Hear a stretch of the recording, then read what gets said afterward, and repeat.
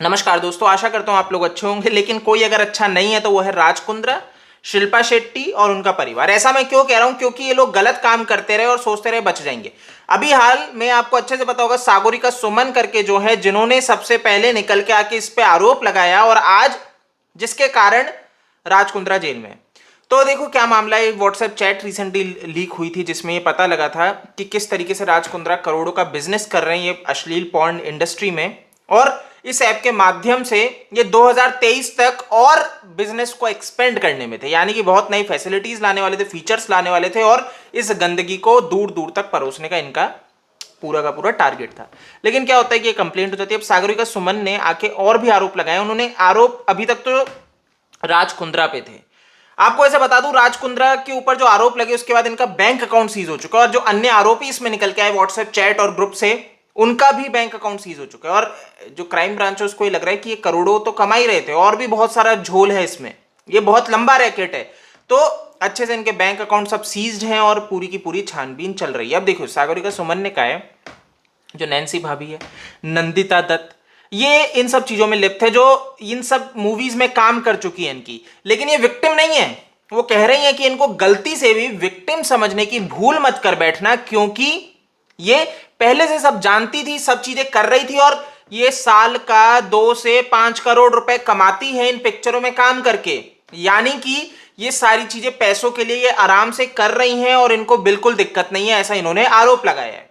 तो नंदिता दत्ता, टीना नंदी, जया राठौड़, तो ये सारे जो कुछ नाम हैं जिनके ऊपर ये आरोप लगाते, कहते हैं लाखों रुपए महीने के कमाते हैं और करोड़ों रुपए का इनका रेवेन्यू है। तो यानी कि राज कुंद्रा इनको अच्छा पैसा देता है। तो एक चीज तो बहुत अच्छे से क्लियर हो जाती है कि इन लोगों के साथ, ये जो लड़कियां इसमें काम कर रही थी, उनके साथ जबरदस्ती नहीं की जा रही।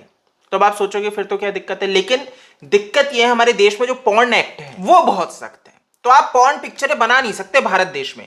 अगर ये राज कुंद्रा भारत में इस तरह का कारोबार कर रहे थे तो इलीगल है और इसके ऊपर बहुत सख्त कानून है। तो ये व्यक्ति के लिए बहुत ज्यादा मुसीबतें बढ़ चुकी है। अब आपको बहुत अच्छे से पता है यहाँ पे ईडी की एंट्री होने वाली है, क्योंकि ये जो पैसों की हेरा फेरी हो रही है, पैसे इधर से उधर घुमाए जा रहे हैं, पॉर्न रैकेट में पैसों का भैया पूरा का पूरा हेरा फेरी चल रही है।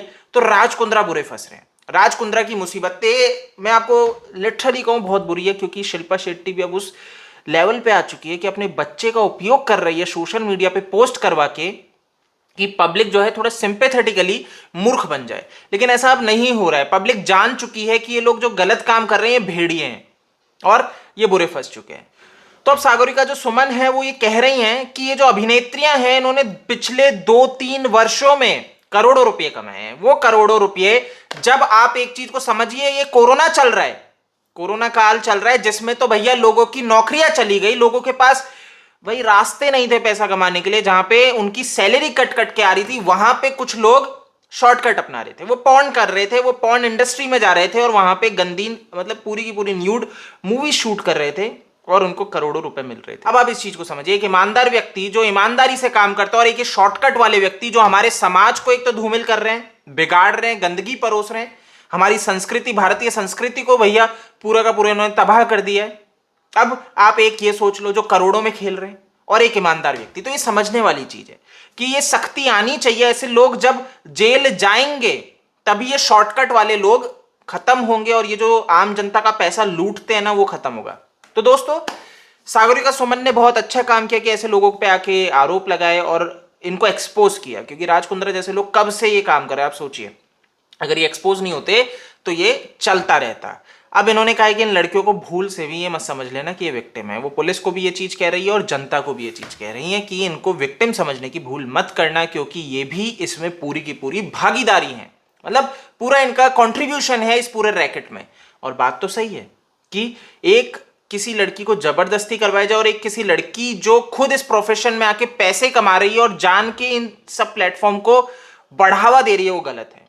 ठीक है, हमारे देश में ये गैर कानूनी और इनको सजा मिलनी चाहिए। इस वीडियो में इतना ही है। आप मेरे को फेसबुक, ट्विटर, इंस्टा पे फॉलो कर सकते हैं। जय हिंद।